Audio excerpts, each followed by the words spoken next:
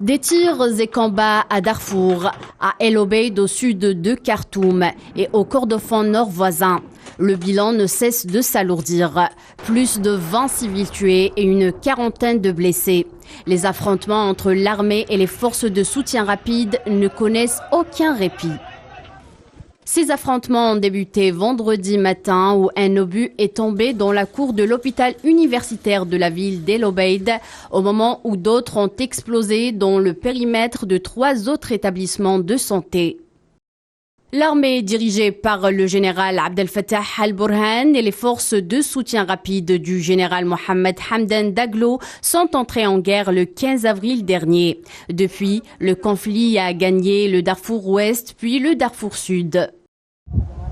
Le Darfour, qui était le théâtre d'une guerre civile dans les années 2000, est désormais le fief des FSR. Ces derniers qui tentent de sécuriser leurs canaux d'approvisionnement en hommes et en armes en s'efforçant de contrôler la route reliant le Darfour à Khartoum. Ces affrontements gagnent également du terrain à Khartoum. Ses habitants ont signalé pour la première fois samedi des raids de l'armée de l'air sur des villages du nord de l'état d'El Jazira. Cette immense étendue fertile au sud de la ville accueille une importante part de 3,3 millions de déplacés et réfugiés de la guerre. Face à cette situation, des représentants des belligérants de FSR sont toujours en Arabie Saoudite pour une hypothétique reprise des négociations en vue d'un cessez-le-feu.